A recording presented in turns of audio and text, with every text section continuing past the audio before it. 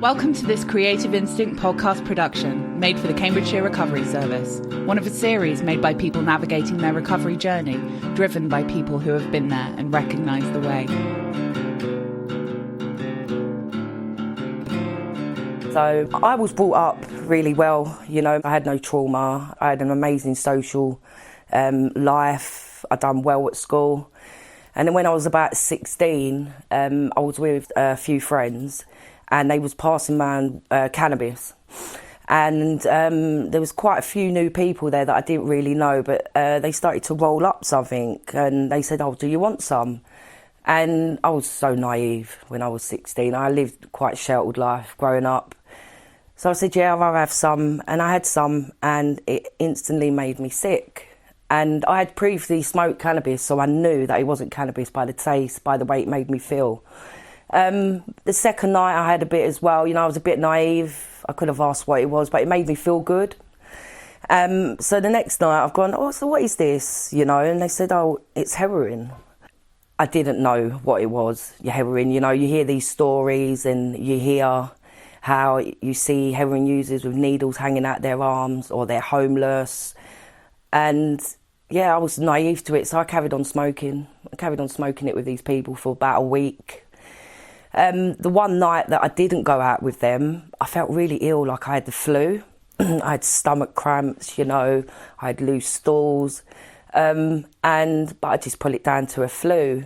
A couple of nights later, I met up with them, and I smoked a bit more, and I felt fine.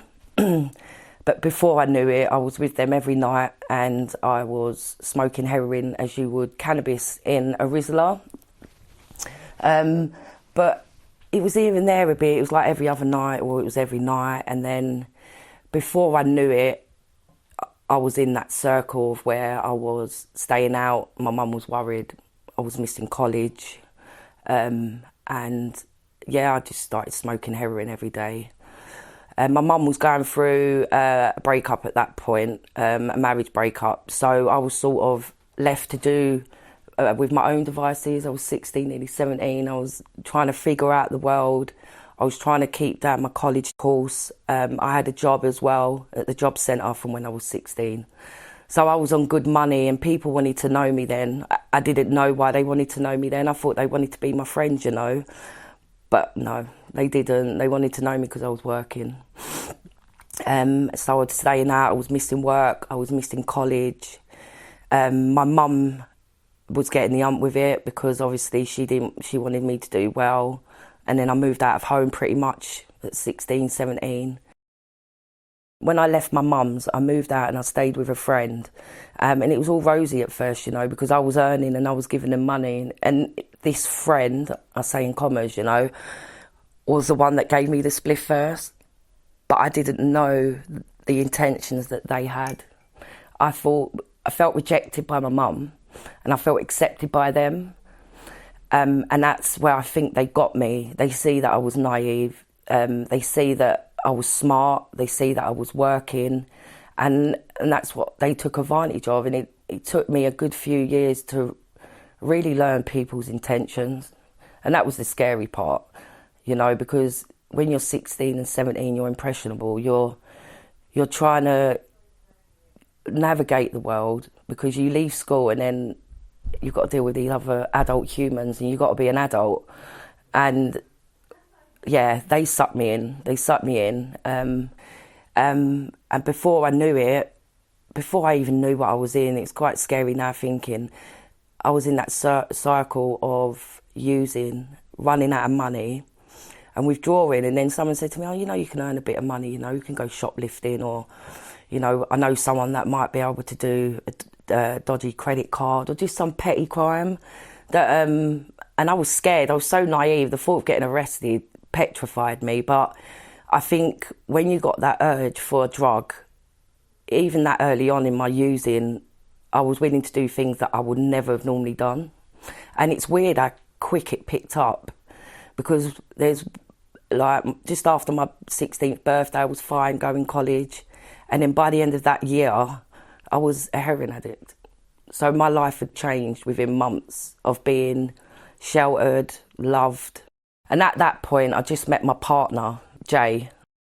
Jay taught me that these people weren't nice people, that they were taking advantage of me by taking my money that I'd worked for, by when I was sending them out to get drugs, they would only bring me a little bit back, but I didn't know the amounts. I didn't know the prices. I didn't know what you got for what, so I was just grateful that they had brought me something back. So I met Jay and we left the friend's house. I'd known her practically all my life, but we left and we just started to navigate ourselves through addiction, Jay didn't do drugs. Jay done drugs because of me. Jay was very ambitious, but he was a bit older than me, so he was a bit more wiser to the world. And before we knew it, we'd moved out and we were very codependent in our own little bubble of using.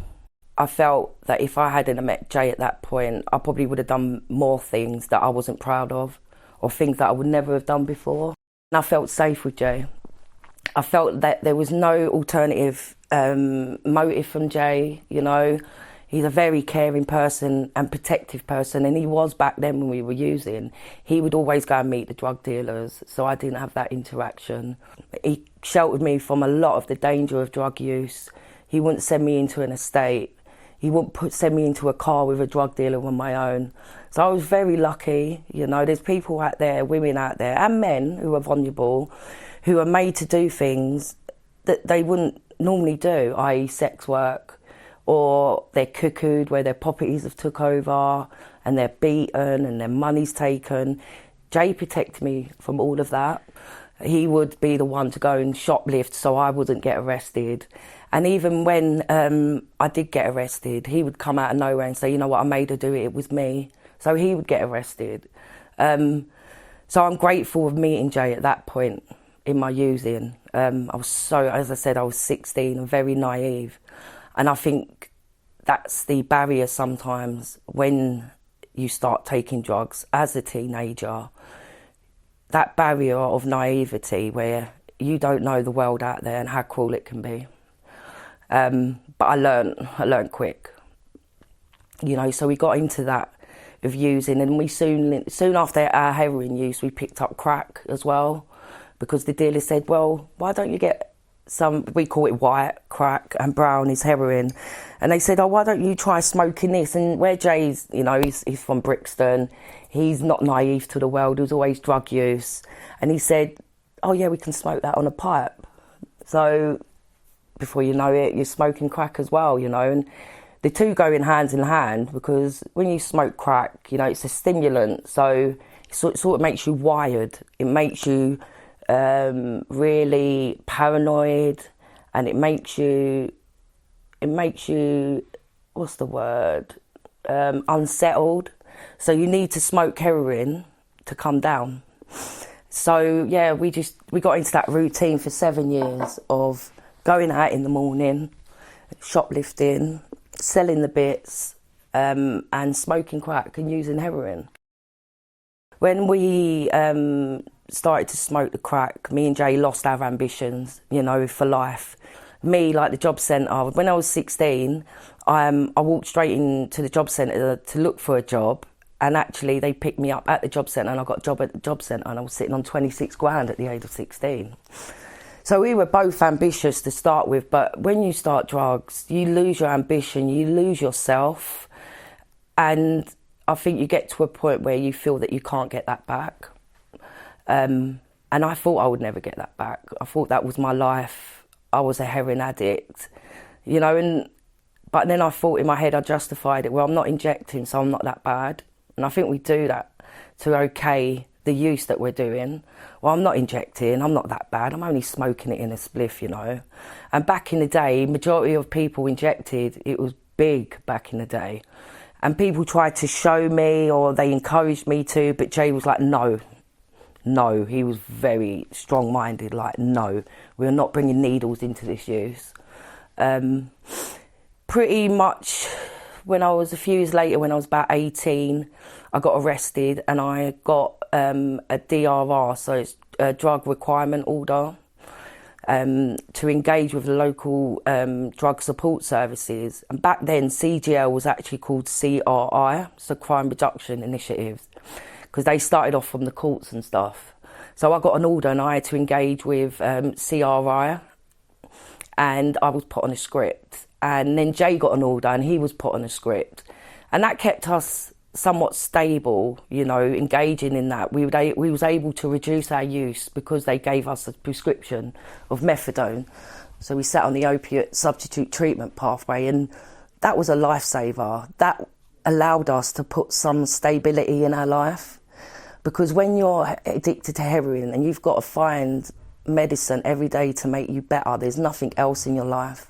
There's no relationships, there's no drive, there's no motivation. So when you've got that script and you're able to just to sit there for a day and not feel ill and not worry about money, it was a lifesaver for me and Jay at that point, because we were homeless.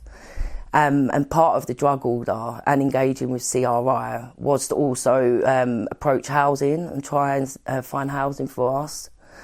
So, you know, people say, oh, drug treatment services, you know, what are they about?